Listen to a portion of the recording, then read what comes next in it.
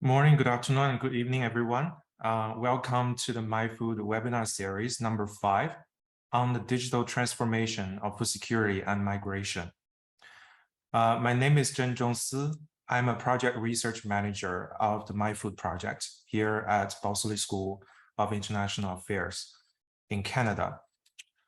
So the Migration and Food Security Project, or MiFOOD project, is funded by the Social Sciences and Humanities Research Council of Canada. The project aims to design and implement a new and innovative high-impact global research and knowledge mobilization agenda focused on the neglected interactions between migration and food security within the Global South.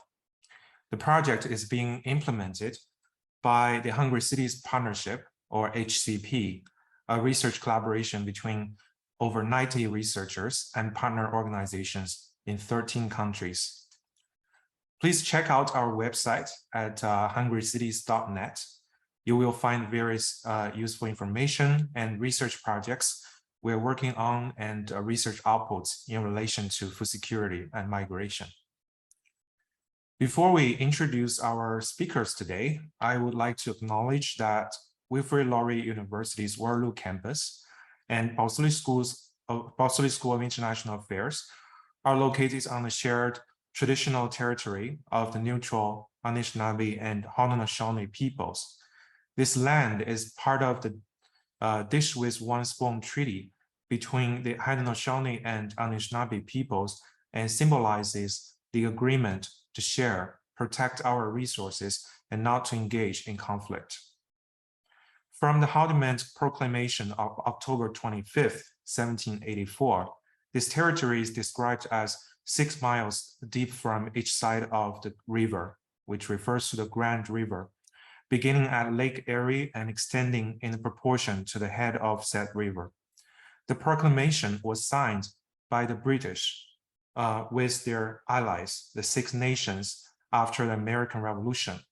Despite being the largest reserve demographically in Canada, those nations now reside on less than 5% of this original territory. So today we invited 2 speakers to share their most recent and intriguing research on the digital transformation of food security and migration. They will discuss some empirical findings from South Africa and China about how digital technologies are playing an increasingly important role in shaping people's strategies for food security during and after the COVID-19 pandemic. So our first speaker is Dr. Sean Sithole. I hope I pronounced it right. Over to you, Sean. Thank you. I'm going to share my screen. If you have any questions, please post your questions in chat. I look forward to the discussion later.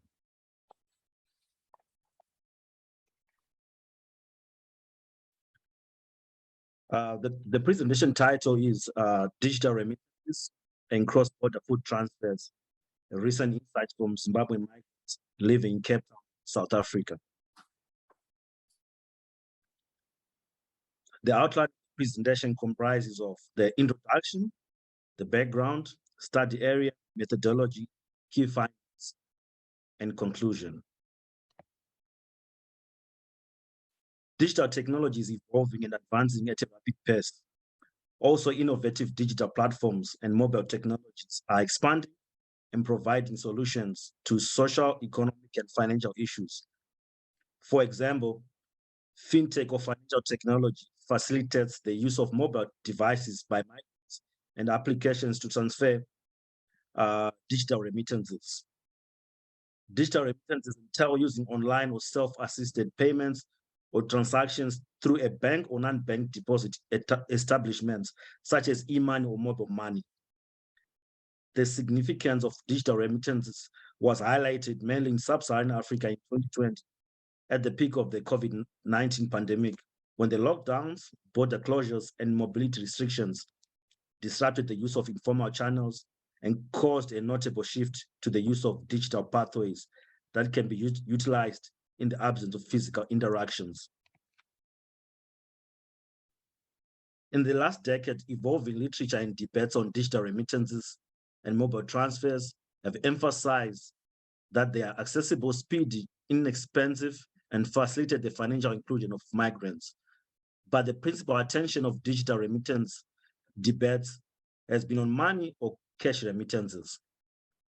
Scholars have shown that non-cash remittances such as food have been under-researched. Yet they are assisting the household food and nutrition security in the global south, especially in a country such as Zimbabwe, which is experiencing a persistent economic crisis, resulting in households depending significantly on remittances for food consumption. Evidence in Sub-Saharan Africa demonstrate that businesses such as Mukuru Groceries and Malaicha also facilitates the transmission of non-cash remittances such as food through digital and mobile pathways. This study attends to the research gap on the nexus between digital remittances and cross-border food remittances in Southern Africa. The use of digital and mobile platforms to transfer non-cash remittances such as food involves downloading applications on mobile devices, signing up, ordering, and paying via the banking system, or settling the bill at retail shops or through electronic funds transfer, EFT. Regarding the collection, after the senders complete the transactions, the beneficiaries instantly receive reference numbers via text. The beneficiaries can immediately go to indicated retailers or stores in various provinces in Zimbabwe to collect their goods using reference numbers. Truck stops deliveries across the country are also available. The availability of services across the country highlights their spatial reach.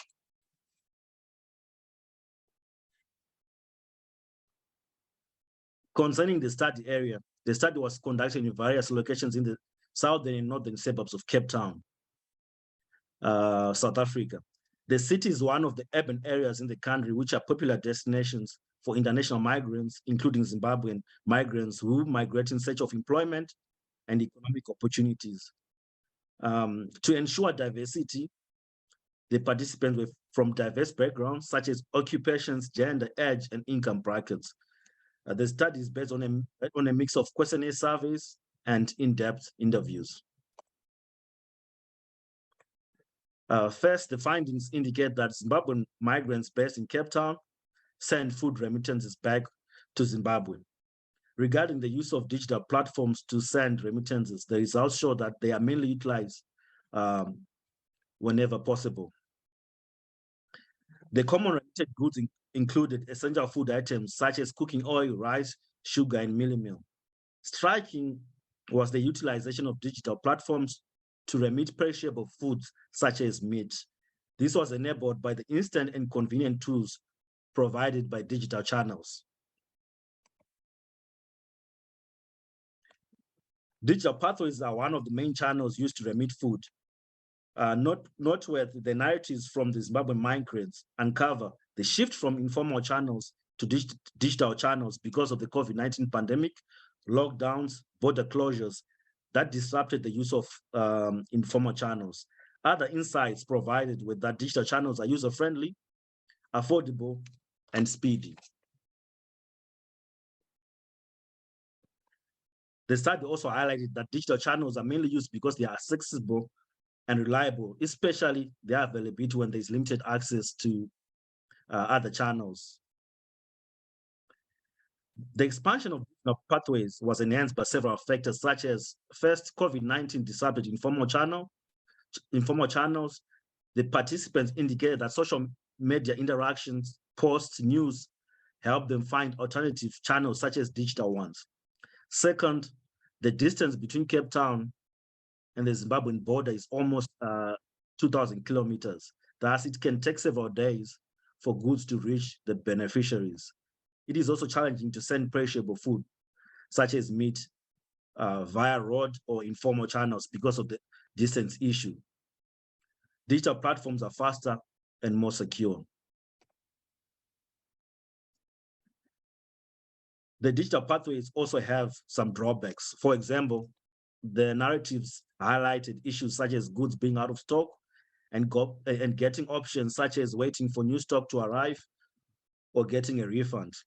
Other issues included transaction problems, getting substitute goods, bureaucratic registration, which can be challenging for undocumented migrants, and digital channels being expensive compared to informal channels. In conclusion, the nexus between remittances and cross-border food transmissions have received limited attention. This paper is one of the few works that have explored and provided comprehensions into the evolving connection between digital remittances and international food transmissions. The key insight is that the emerging patterns highlight that digital pathways can play a crucial role in enabling the sending of food remittances, and the emerging patterns are likely to continue. Thus, paying more attention to the link between digital remittances and cross-border transfers is important. Thank you. Thank you, Sean, for that very interesting presentation. I think there are a lot of empirical findings that we can discuss later. Our next speaker is Ning Dai. So Ning, are you gonna share your screen now? Yeah, coming right up. Sorry, I was gonna introduce our speakers, but I think we just skipped that step. I will talk briefly about our speakers now. Dr. Sean Sithole is a postdoctoral fellow at the Institute for Social Development, University of Western Cape. Sean's research interest in migration, development, and food security nexus has resulted in his recent focus on digital remittances and mobile transfers, social media and migrant networks in the Global South. He has researched and participated in events on migration, remittances, food security, and vital statistics with the support from several domestic and international organizations. So thank you, Sean, again for that presentation. Dr. Ning Dai is a postdoctoral fellow at Wilfrid Laurier University. Ning holds a PhD in geography and environmental management from the University of Waterloo, and he has long-standing research interests and extensive experience in the sustainable transformations in China's food systems. Most specifically, his research investigates the adoption of ecological agriculture and the recent development of the e-grocery sector in China. He is currently working on the CHR-funded projects assessing and mitigating the food security consequences of COVID-19 in China, and also the MiFOOD project. Ning, over to you. Thank you.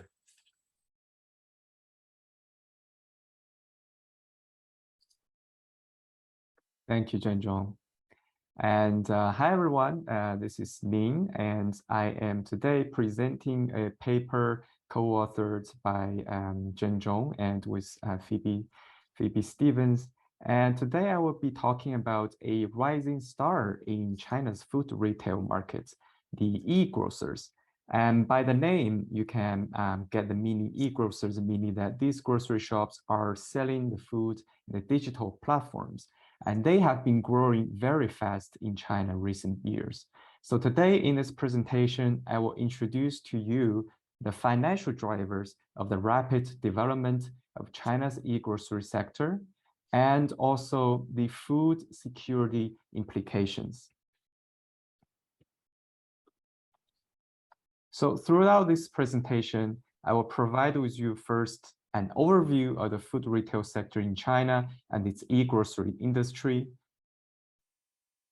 And second, analysis of the financial drivers behind the growth and development in this sector. And last, analysis of the food security implications and some policy response. So as a background on China's retail sector, it's really important to understand how this sector is developing, how it's shifting, because it is on track to become the world's largest by 2023, and potentially also the world's largest e-grocery market. And another very important characteristic about the grocery market in China is that it's led by traditional markets or wet markets, as some might say, rather than modern supermarkets, which is usually the case in the global north. Take the example of Canada. It's estimated that the 5 largest supermarket chains in Canada, they hold 80% of the grocery market. And in China, as a contrast, the supermarkets only share 13% of the total market. And compared to that, the traditional retailers, which is the wet markets, they share over half of China's grocery markets.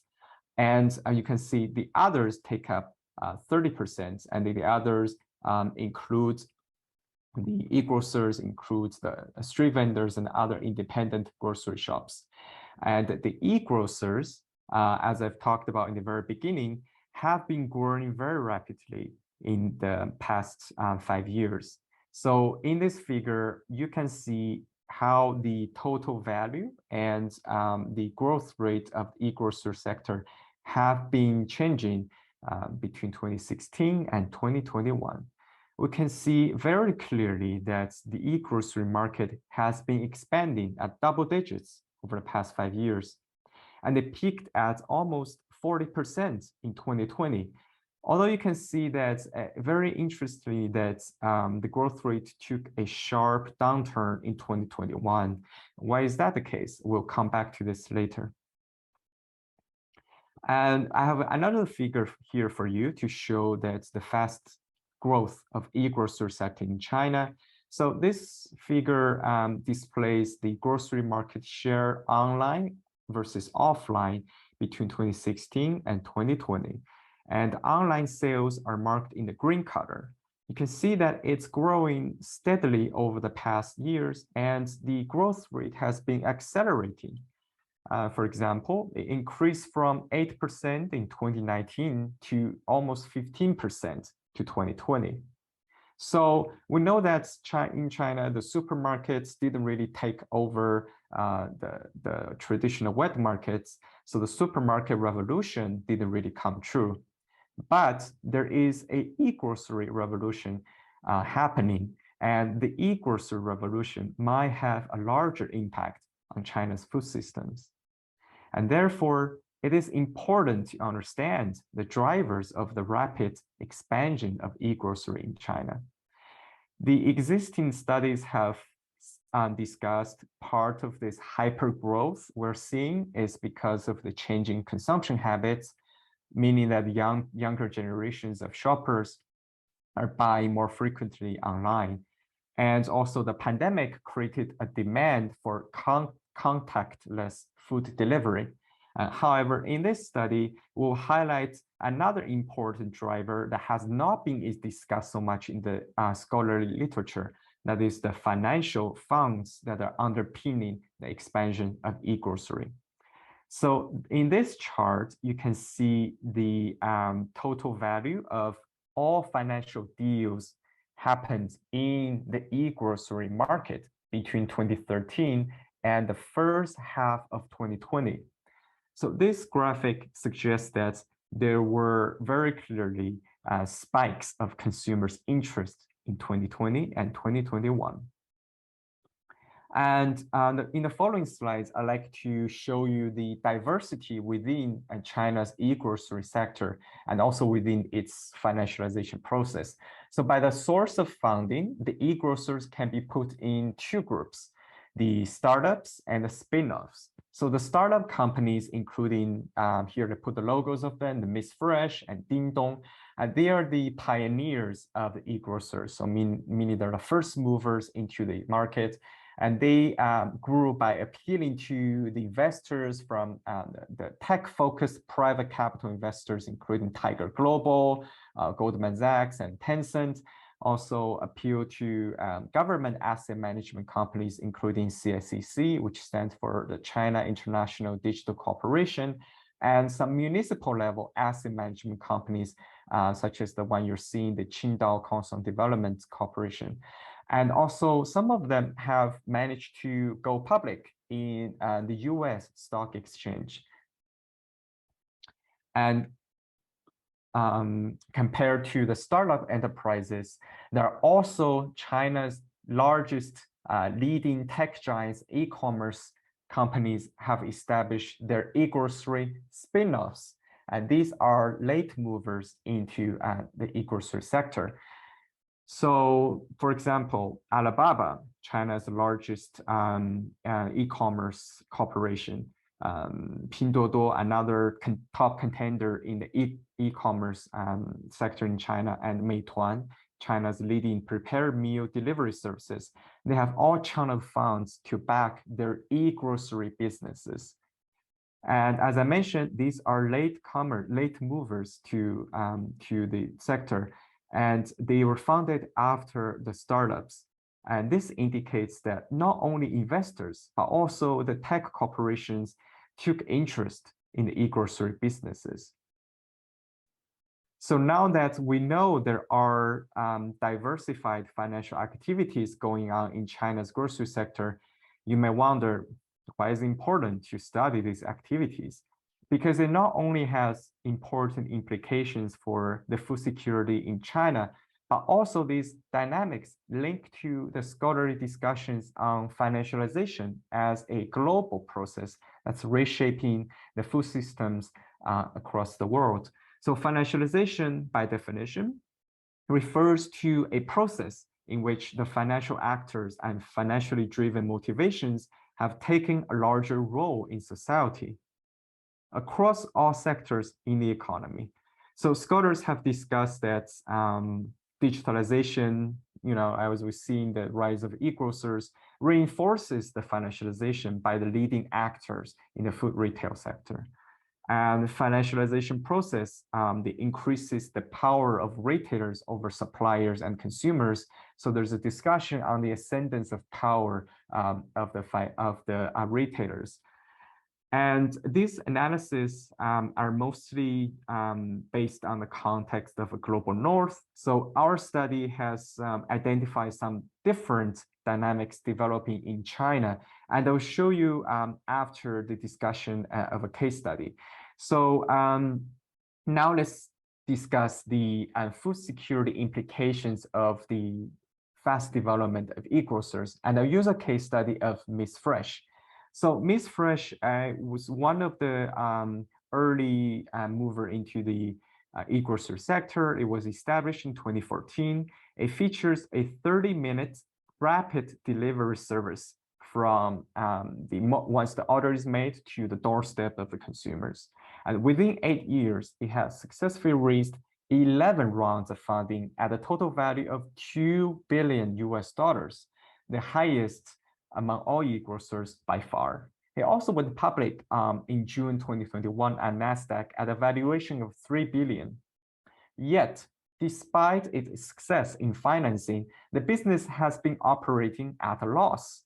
And over the past 4 years, its net loss added to $1.5 billion in total. So with enduring loss and in the decreasing investor confidence, Miss Fresh actually bankrupted and came to its end in August this year. But its effects on the food systems are still beginning to show. So the first food security implication we'll be talking about is disrupting the fair competitive environment through some of the marketing strategies, such as below cost pricing and giving away free items in order to attract new users. And for example, this picture shows one of the marketing campaigns of Miss Fresh, and I've highlighted that they're advertising $0 vegetables, $0 deals every day, for example. So such marketing strategies have led to a price war in the food retail market, which has significantly affected small-scale retailers at the wet markets and independent stores. And e-grocers are capable of such marketing strategy partly because of a funding they received very generously from investors, but also because they borrow from suppliers and consumers, which leads to the second food security implication, that they're defaulting on the debts to suppliers and consumers. So this photo is taken by reporters showing that the unpaid suppliers at the headquarters of Miss Fresh protesting against the debts this business has owed to them for several months. And the cardboard wisdom here says, give me my money back. And by August 2020, by August 2022 this year, it was estimated that Miss Fresh owed in total 280 million US dollars in debt to suppliers. And in addition, Miss Fresh had convinced many of its consumers to deposit in its app as a grocery credits. And these grocery credits, some of consumers deposit hundreds of grocery credits, were not able to be refunded when the business went bankrupt. So it was a sunken cost for many of the consumers. And this indicates that the e-grocers have been borrowing from suppliers and consumers, and also been offloading the financial risks to them as well. And the last food security implication I want to talk about here is the trend of e-grocery development. It really mimics the culture and the model in the internet economy and the startup culture that focuses on the short-term expansion at the expense of long-term sustainability. So it was reported that the investors of Miss Fresh mentioned that they were skeptical about its business model, but still they went ahead to invest in it because they saw that its user base and its market share are fastly growing, and they expected this growth to continue so they can profit from the expansion and the trust that they can withdraw before the contraction. So, and we know that this pattern of investments will lead to a boom and bust cycle, which came true in the e-grocery sector as well. As shown in this figure, when the contraction begins, investors sharply stopped. So now that we've covered a little bit more detail about the China's e-grocers in the case study, I will highlight two differences between the financialization process in China versus the one discussed in the Global North. So in the Global North, where the financialization has been happening and has been led by largest supermarkets when digitalization starts, and in contrast to that in China, the financialization pre-e-grocers was very insignificant in the grocery market because the decentralized small-scale market retailing model made it very difficult for investors to get in. But the e-grocers or the e-grocery sector is creating an unprecedented opportunity for investors to get in and to establish new leading actors. Another observation to share here is that in contrast to the Global North, the e-grocers in China, they are not only exercise power, but also they abuse the power they have over suppliers and consumers, and by using them as creditors. And here I will quickly go over that in the face of the e-grocery bubble, the government has responded by launching policies to curb the disorderly expansion of capital in the food market. So it had this policy consists of 9 anti-monopoly rules for e-grocers. And these rules have addressed some of the predatory pricing strategies deployed by the e-grocers and also curbed the investors' enthusiasm in this sector. So now we're coming back to this figure I showed you in the very beginning, that the 2020 implementation of anti-monopoly regulation correlates with the declining growth rate in the e-grocery sector in 2021. And to conclude, I'd like to share 3 main takeaways for you. First, the digitalization of food retailing has provided unprecedented opportunities for financial capital to establish new leaders and new actors in China. Second, in the e-grocery sector in China. And second, the digitalization and financialization have contributed to the ascendance of power of food retailers over farmers, suppliers, and consumers. Third, the fundraising-oriented development of e-grocers has disrupted the fair competitive environment and incurred millions of unpaid debts, which are harmful to the sustainability of food systems. And recent policies are addressing such effects. And last, within China and beyond, the process of financialization and digitalization are still developing in the food retail sector, and that command further research. Thank you. Thank you very much, Ning. I think that's a very interesting presentation. I'm pretty sure there are a lot of intriguing issues coming up from the presentation, and I would encourage the attendees to post your questions if you have any. We do have one question for both of the presenters.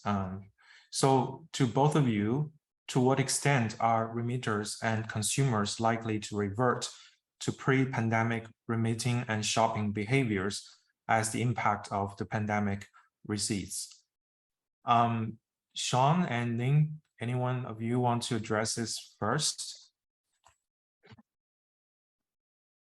Maybe Sean? Okay, thank you.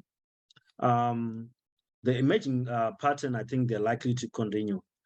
Insights in the study uncovered that the use of digital technology started before the COVID-19 pandemic. However, they intensified during the pandemic. So I think the patterns are going to continue. It is also notable that for low-income individuals, they're still compelled to use informal channels, which are cheaper and more accessible to them. Thank you. Thanks, Ning. Yeah, so that's a good question. So some of the consumers indeed, after the quarantine measures in China have been relaxed, they revert to buying food at the wet markets, because we've seen reports, some of the reports showing that consumers said that buying food at the wet market, still the food quality is better, the food is fresher, and there's better variety, and also the prices are more affordable. So we've seen that some consumers have went back to the wet markets once they are able to, to do so.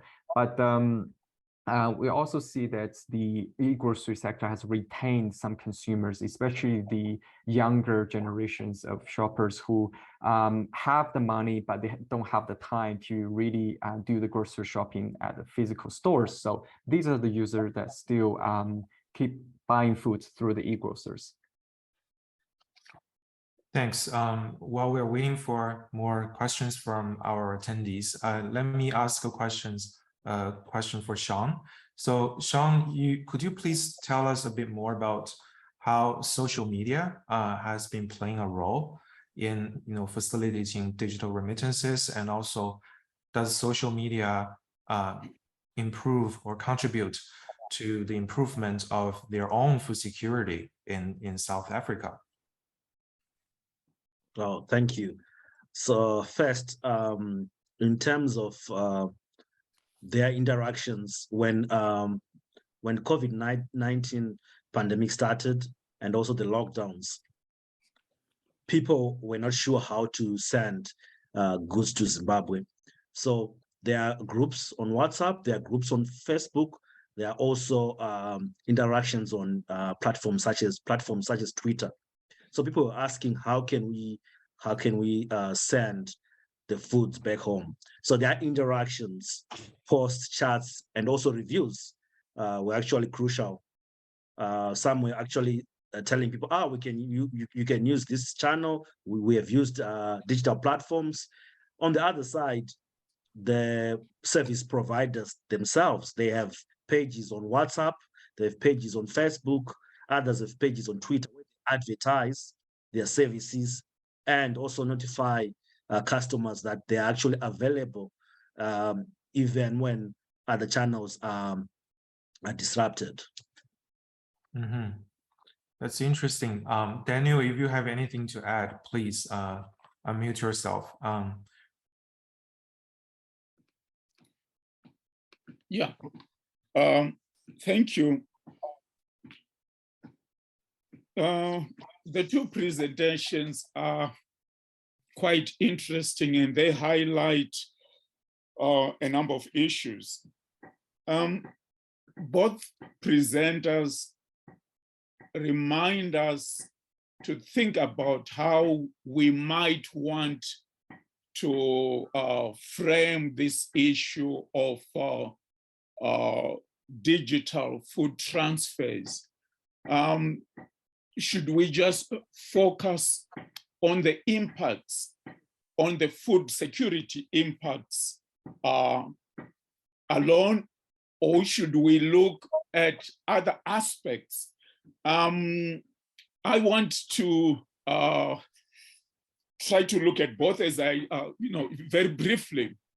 For example, in Southern Africa, there is this raging debate to say, well, you know what, these digital food transfers are so insignificant, so much that they are not going to have a significant impact on food insecurity issues, say in countries of origin. But what this study is showing, and from what Sean has said, there's been an increase in cross-border food remittances for a number of reasons, which Sean has highlighted. So chances are it's going to make an impact, but in the absence of studies, we cannot be too conclusive about it. But there is a point. The other very interesting issue to think about, and I'm glad, Ning, you started addressing it. Apart from the benign aspects that, the food can easily cross the border. There's, to Zimbabwe from South Africa. But we also see that there's been a disruption of the traditional cross-border food flows. So that disruption, it's like that whole infrastructure is being disrupted. So some people might argue, does it really matter when at the end of the day, there's more food getting there? But in the case of Southern Africa, in the case of Zimbabwean migrants who send food to Zimbabwe, historically, this has involved so many people, cross-border traders. Most of them are females, but also there's been the Malaysia.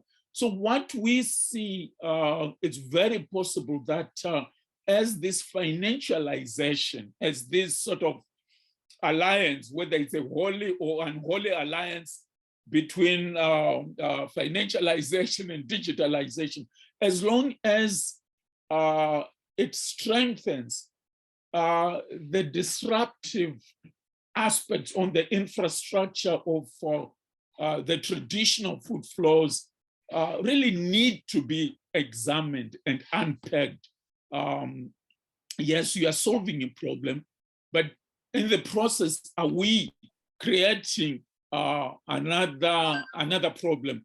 So, I'm not providing answers here. I'm just saying that the two presentations are helping us to think about these issues and maybe to reframe the questions we are asking. Mm-hmm.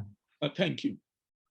Thank you, Dr. Tevera. I think those are some very intriguing comments for every one of us to think about. So one question for both presenters is, what are the policy implications of your research? So because of the rising of the digital platforms in remittances and also the digitalization of the grocery sector in China, so what are the, what policymakers can do to actually address these recent changes and also contribute to improving food security? Any one of you wants to address that question? Yeah, sure. I can go first. So I think, yeah, indeed, the food policies are really critical to ensure that the digital transformation of food retail doesn't come at the expense of food security. So we see that the e-grocers in China have been, in our study, we found that there are some problematic marketing behavior they're engaging, that they're harming the competitive environments. For example, we've seen that they're selling foods at the prices lower than the costs, or there's some price fixing, or like they're abusing the big data they have on the users to give better deals to new customers. But for the already loyal customers, they just don't reveal those deals to them. So there has been some problematic corporate behavior, and I think that the government policy the 9 anti-monopoly rules that I've showed those were a good guidance to kind of regulate and to steer the corporate behavior away from those antitrust, anti-monopoly practices, and to ensure that when the e-grocers are coming in, they cannot just use the capital they accumulated from the investors to abuse the already existing players. So they have to, come to at the same fair competitive environment with the wet markets, with the supermarkets and other players. And I think another important policy implication is that there has to be stronger protection to other actors in the food system that are connected to the retailers, not just the retailers themselves. We're seeing that in our study that the suppliers and consumers, they are also suffering losses when some of the e-grocers claim bankruptcy, right? Because they have invested in, or like they have borrowed their money, or like the e-grocers had borrowed money in a way that when they go bankrupt, that these other actors, they also suffer economic loss. And I think that there should be stronger protection of the other actors, so that when the retail sector is having these drastic transformations, it doesn't destabilize the whole food supply chain. It's just like, so to contain the impact of what's happening in the retail on the overall stability of the food system. Thank you, Ning, for that. That's very interesting comments. Sean, do you want to talk about briefly the policy implications? Yes, thank you. So I think there is need for more attention on these digital pathways. For example, the issue of access. The digital service providers are trying to make them accessible to all. For example, for registration, they say we just need an ID or a passport. But then the undocumented migrants, they are a bit uncomfortable using these platforms because they think maybe they might be arrested, prosecuted, or maybe they might have immigration issues. So I think there is need for intervention to make the services available and accessible to all. Thank you. Mm-hmm. Thank you, Sean. We do have some questions from the audience for you, and there are quite a few questions actually. So, what is the average cost to consumers of using digital food remittances platforms? That's the first question. And how accessible is it? Will traditional pathways of food transfer become more difficult to acquire and more expensive over time for those that don't buy into digital platforms? It's very interesting. Okay, thank you. So I'll start with the first one on the average. I think in terms of the cost, I think it depends, I think on each case. It also depends on the number of food items selected, and the prices always change. They always change because, for example, as soon as the transaction is completed, they go and get their goods in supermarkets, or they get deliveries in various locations. However, the foods which are already in Zimbabwe are imported from South Africa. So of course they are more expensive compared to foods in South African supermarkets. So it depends on each case, because people select different food items at different times.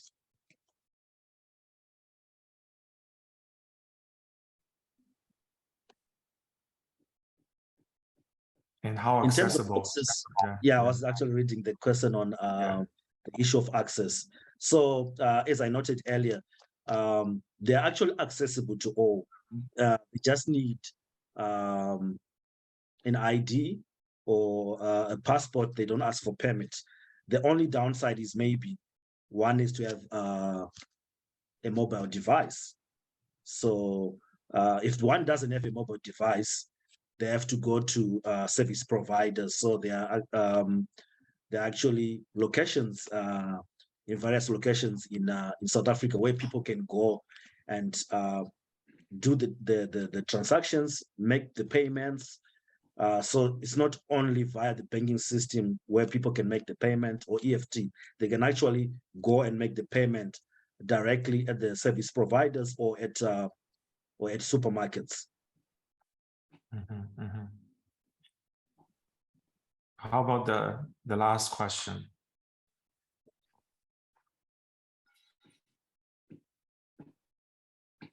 I think that in terms of if we compare with informal channels, there is indication that they are more expensive than informal channels. However, when one uses informal channel, it depends. If one is using a family member or a friend, usually they don't pay or they don't add any money for the services. However, if one is to use, for example, the transport carriers, so it means you have to one, buy the food, two, add the money for the services, three, some even ask for in case they have problems at the border, they say add a certain amount. So if we add all the amounts related to informal channels, they can be more or less the same, but it depends on each case. However, it should be noted that informal channels are still very important because of the issue of access. Thank you for that.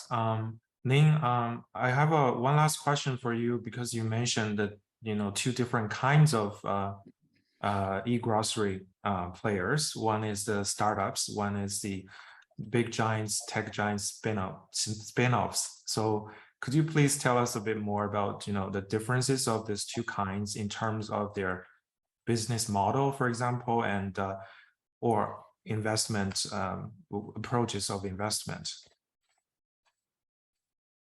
Yeah, so the difference that I've kind of highlighted in the presentation is that their source of funding is kind of different. So these startups, like any startup company, they have to attract capital from investors. That's why they appeal to investors, private investors, government management, asset management companies, and also eventually want to have the initial public offering.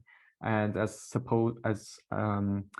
in contrast to the other spin-offs, they have more stable source of funding directly channeled through the parent companies that are already very deep pocketed. They have sufficient funds to support them.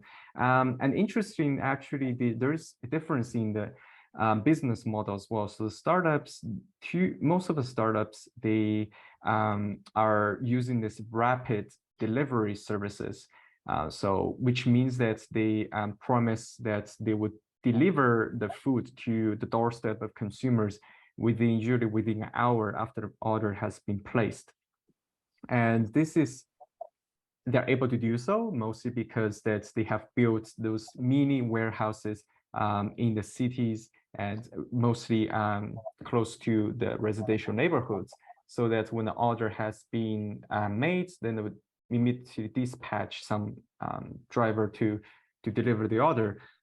So in contrast to that, the corporate spin-offs, the three particularly, they are not the rapid delivery model. Instead, they have a group purchasing model, which is quite different. That they, instead of delivering the food within the day, they would do a next day delivery. And it's usually delivered to a purchasing group where they have like assigned a group coordinator who will put together all the orders within a community and communicate to the business, and then the business then dispatch the order from the warehouse to this group, and then the coordinator will arrange the consumers to pick up their orders from them on the next day.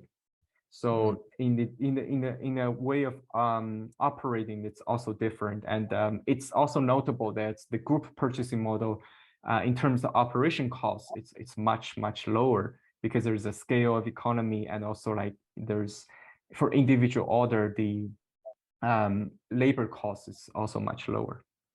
Yeah, thank you for that information. I think there are a lot of details within these two stories both, and I hope that this is a beginning of some more fruitful discussion or dialogues between us, and also between us and other research projects.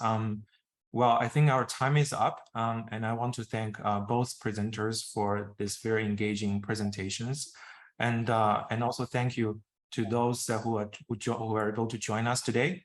Please follow us on Twitter and like us on Facebook. The account is Moving on Empty, to get further notifications about our future webinars. Thank you, everyone. Thank you. Bye-bye. Thank you. Thank you.